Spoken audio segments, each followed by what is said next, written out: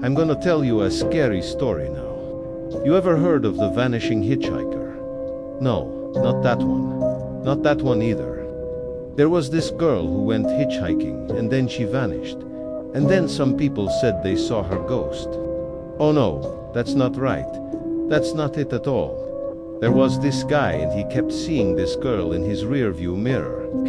And every time he looked back there, she was in his rearview mirror, but she wasn't in the car. Oh my God. Then when he got home, she was sitting on his porch. And then oh my God, he ran inside. He was like, "Don't come in." And then he locked the door. But then she kept knocking and he could hear her nails on the wood. And then he looked out the window and she was gone. Oh my God, do you think it's the killer hitchhiker? No, not the hitchhiker. It's something else. Something much worse. When I was younger, I used to see her all the time. She would stand by the side of the road, and I would see her and then I would look away. And then when I looked back, she was gone. Oh my God. And then one day I stopped and I got out and I was like, where did she go? Cat. And then I looked in the back seat and she was there and then I screamed, oh my God. And then I ran away. So do you think it's the girl in the back seat? No, not the girl in the back seat. It's the girl in the front seat. She sits in the front seat and then she puts her hand on my shoulder. And then she whispers in my ear. Oh my God, she says, I haven't showered in 3 days.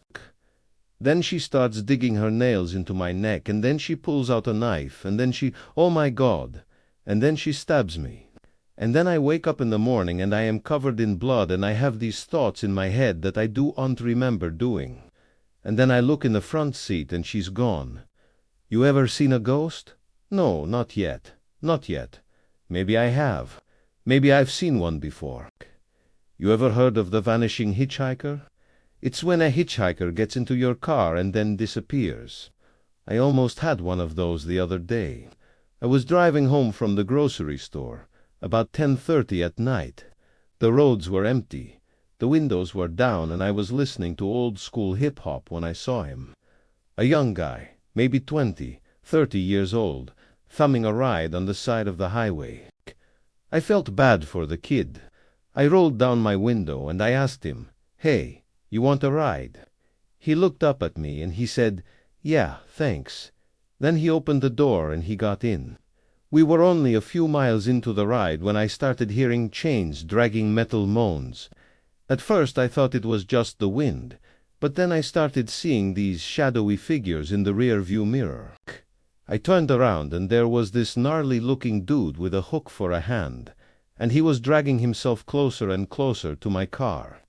Then suddenly the kid in the passenger seat turns around and he looks at me and he doesn't look like a kid anymore. His face is all twisted and contorted, and he's got these huge fangs and claws. And then he lunges at me. I scream and I slam on the brakes. We skid off the road and into the ditch.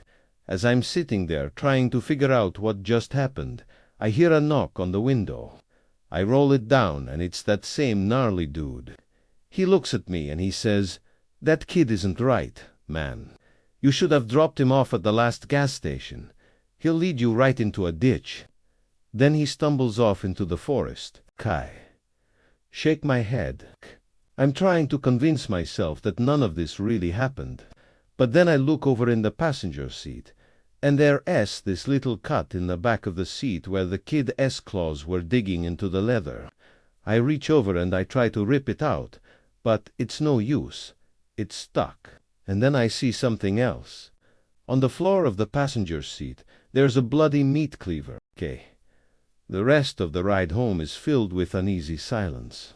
Every time I glance over at the passenger seat, I half expect the kid to be back there with his bloody meat cleaver, but he isn't. When I finally get home, I jump out of the car and I run inside. I'm shaking. I'm trying to tell my wife what happened, but the words won't come out.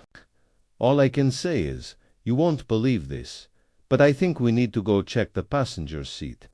When we get out into the driveway, the car is gone. There's no trace of it anywhere. And it wasn't just a car. The whole driveway was clean. There were no tire tracks. No nothing. It's like the car and the kid and the whole crazy experience was just a figment of my imagination. Or was it?